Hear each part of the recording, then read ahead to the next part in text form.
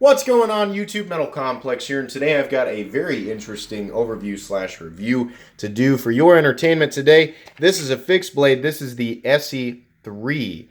Many of you, in fact, most of you watching this video are going to be extremely familiar with this knife. So for a long time, I don't have a daily need for a fixed blade. My lifestyle, my job. I don't do anything really, I don't do a lot of stuff that demands a fixed blade. So this channel is primarily based on folding knives. I don't go camping a lot. I don't go out and try to survive in the wilderness. So this overview and review will have nothing to do with that. Really, I'm just going to talk about what I like about this fixed blade and how it applies to my lifestyle. But anyways, for a long time I knew, I need to get a dependable fixed blade that I can use for, a lot of different things that I might use it for. Not necessarily the best fixed blade all the way around, or the world's best fixed blade, just one that kind of meets my needs. And I danced around it, and I'll give you an example of one that I picked up that I thought would be just fine. This is the ESEE Azula, which I like. I just found it to be a little bit too small. I'll give you an example of a fixed blade that I currently have in my possession that is way too big, and I think a lot of people, including myself, I used to own a Kabar fighter that was way too big, but I just wanted it. I think a lot of people buy knives like this, not necessarily because they need them, but because they want them and they think they're really cool. Believe me, we will talk about this other fixed blade down here. This is a really cool one. I'm going to show this one off again, but that's an example of a fixed blade that's just not too big. It's not it's really neat, but it's not something that I need. So I needed something in between, and I think I kind of knew in the back of my mind that the ESEE 3 was the right choice, and it wasn't until I finally pulled the trigger on it. I think the cost was holding me back. Finally pulled the trigger on it that I realized exactly how happy it made me. Now, you can find these now. This knife. The price is all over the place. There have been times where I've seen the price as low as like $80, and that's like without the sheath, and then I see it now for like $100, and then with the sheath it's like $130. I want to say I paid $125 for this knife and the sheath and the clip that it comes with. I don't have the clip out here, but it comes with a little belt clip. Now, there are a million different versions of this. They have the micarta, they've got the G10, which is what this is. They've got gray coatings, black coatings. You can go check them out for yourself. This is black G10 and a gray coating, though it looks black. This is the gray coated version. I believe that this is the perfect folding knife for me. Now, I was trying to put off this review because I've got a big home project coming up that I think this knife is going to be perfect for, and I was going to wait and do my review after that, but I've played with this, kind of carried it around, used it for little tiny things around the house, and I think I can determine that this is going to be the right one for me. And I can also, I've got enough information now in my head that I think I can do a review on it. Let's go ahead and get some measurements here. The overall length, if you want to go tip to scale, it's right at 8 inches. If you want to go tip to the glass breaker, it's about 8 1/4 inches. Now, if you want to do tip to scale on the blade, you're looking at about 3.8 inches. If you want to go tip to the end of the cutting edge, it's about 3 1/4. There is a generous finger choil there. Let's go ahead and do some size comparisons here. You already saw it up against the ESEE Azula. Let's take it up against the Ontario Rat Model 1. Rat 1 coming in at 8.6 inches overall, so it's very close to the Rat 1. Given that it's about 8 1/4. Up against the PM2. PM2, 8.3 inches overall. You can see there again, we have a very similar size in the fixed blade here. How about up against the Rick Hinderer XM18? Well, probably going to be my favorite size comparison. The Rick Hinderer XM18 is the exact same size at 8 1/4. Look at the ergo lines here between these two knives. You can see there, we are dealing with extremely similar ergonomic lines as far as where my hands are going to go, where the cutting edge is going to be projected, into the material that I'm cutting. Right therein lies the reason for me at least, that this knife is going to work for me ergonomically. It's mainly because it fits my hand so well. That's part of the reason, or it's a lot of the reason I like the XM18s. And last but not least, Spyderco Delica. Spyderco Delica coming in at 7 inches overall. Sorry, that last one was kind of a... Oh, wait, you know what? We didn't do it up against the Hogue Ritter. Let's do that one, too. Hogue Ritter is about 8 inches overall, so very similar, though, to Hogue Ritter. My reasonings behind this knife, a lot of it is just the size, usable cutting edge, and ergonomics of the folding knives that I like. That's what I'm used to using. I don't need... You know, I don't need a fixed blade that's bigger than my folding knives just to have a bigger blade. I'm not doing a whole lot with it. I just want what's familiar to me. I probably could get by just using the Azula, and I know that there are versions of the Azula that have the full micarta handle scales, and they've got the Azula 2 that's got a little bit bigger handle. That's fine. It still feels a little bit too small to me. You know, the ESEE is just perfect. So I'm still going to use the Azula, definitely. It's just not 100% exactly right for me, even if I don't necessarily need the excess blade length on the ESEE. Let's go ahead and weigh it. Here's the part where I do the action. There's no action to this. It's a fixed blade. Let's see here. Weight, 5.61 ounces. 5.61 ounces. That's fine with me, because I'm not going to carry this on my person. Those of you who are going to carry it on your person, I understand there are probably at least a few of you out there watching who probably could justify carrying a fixed blade every day. I think that's a pretty good weight for a fixed blade, you know? I honestly don't think that this knife would be very difficult to carry around. Most of the time, this knife is going to be sitting in its sheath on my work table outside or wherever. It's just going to lay around. I might actually tuck the entire thing into my back pocket like this. I doubt that I'll actually wear the belt clip, because when I'm outside doing, you know, projects and stuff, I generally wear a tool belt. So I'm already loaded up with a bunch of stuff. So if it's going to be on my person, it might sit in my tool belt. That's how I'm going to use it.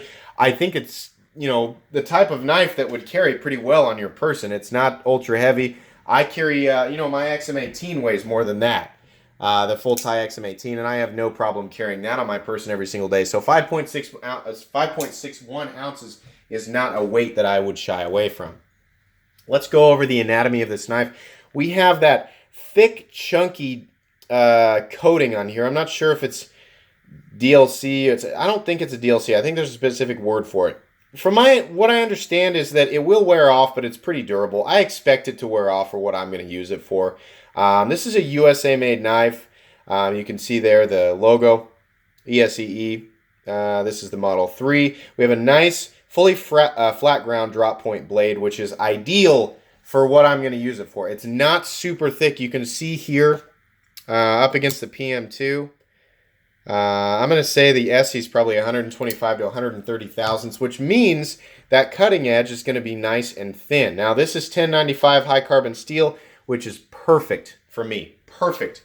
It's not a special steel. It's not an exotic steel. This is a hard-working steel. It's something I can go out and beat on. I'm not worried about the tip breaking. I'm not worried about the blade breaking, though I know it is possible. I'm not going to use it that hard. But it's a full tang fixed blade, meaning the tang runs all the way through the handle, made out of 1095, which is notorious for being very tough, not stainless, holds an edge, but it's unbelievably easy to resharpen. I can actually vouch for that. I have resharpened 1095 many times, and it's super easy whether you have absolutely no idea what you're doing or you're an expert. I'm more towards the not really 100% sure what he's doing, and I still manage to get a decent edge back on my 1095 blades. So that's perfect for me, because this thing is going to get beat on. It's definitely going to get used for stuff that a knife probably shouldn't be used for. But the reason for this purchase is to save my my folding knives. Oftentimes I will instinctively reach for a folding knife to do a job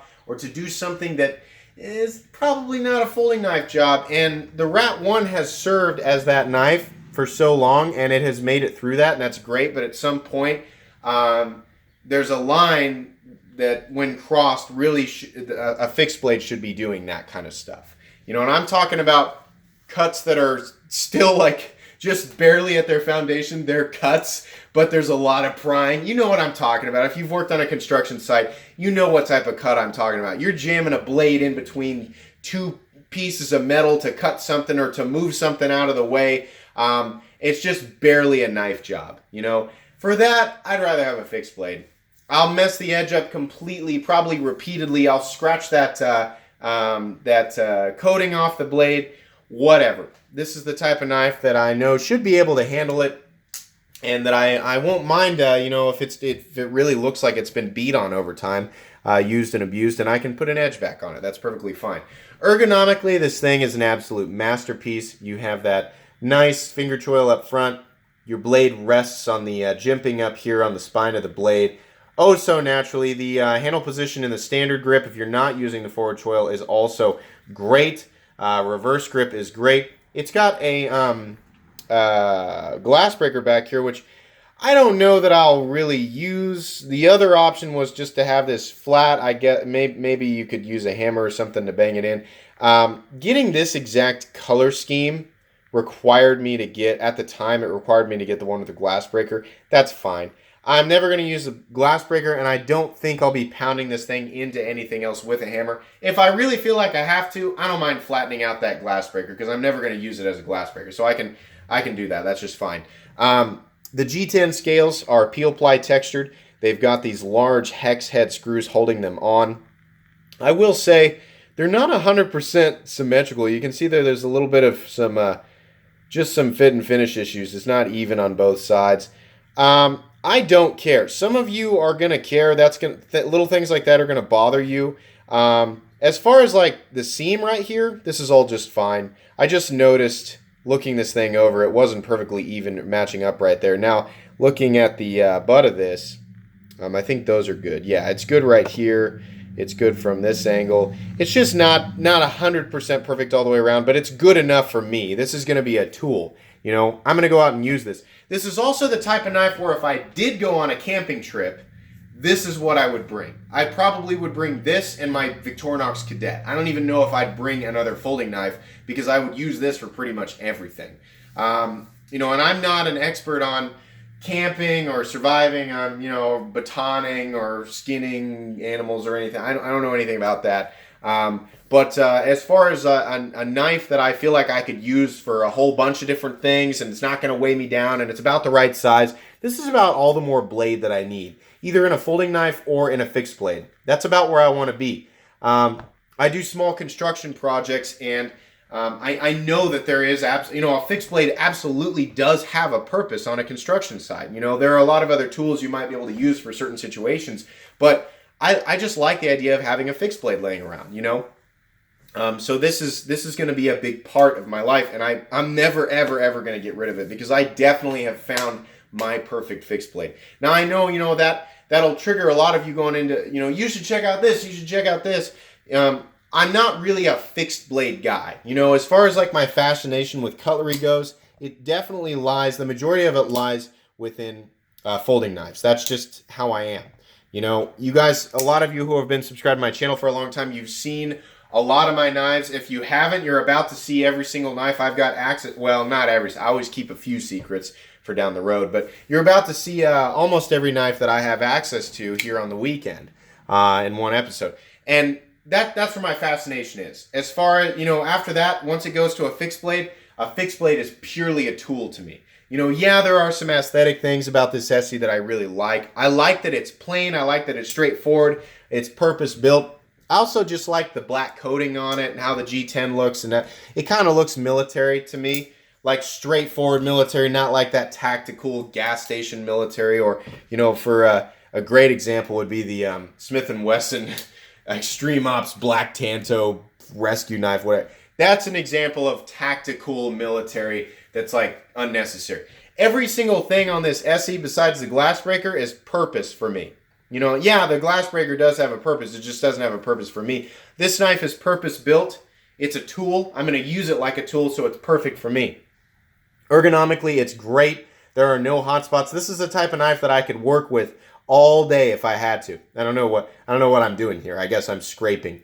But I could work with this knife all day. The grind is perfect. The blade is thin. It's tall, so it tapers fantastic towards the cutting edge. It's very, very sharp. I can show you here. The edge is flawless up close. You don't have like nicks and rolls or anything like that. It came absolutely perfect. And so did the coating. The coating looks great, which doesn't mean anything to me because it's about to really go through the chipper, so to speak. But I'm really happy with this knife. I mean, this is about as close to a perfect 10 as I could ever give a fixed blade. If you're on the fence about the ESEE 3 and you're looking for that sweet spot fixed blade, I used to own the ESEE 5, by the way, because I thought, man, 1/4 inch thick, the blade's 5.5 inches. Is it 5.5 inches long on the ESEE 5? That one that was designed to, like, you know, help downed helicopters escape their cockpits. I thought, for whatever reason, a few years back, I thought that's the fixed blade I need because I can do anything with it. That's a great knife, and some people are going to be able to justify that, but not me. 1/4 inch thick, and it weighs like a pound. That's not really the fixed blade that I need, and I found that out after I bought it. Really great knife, really well made, probably indestructible, you know, or close to it.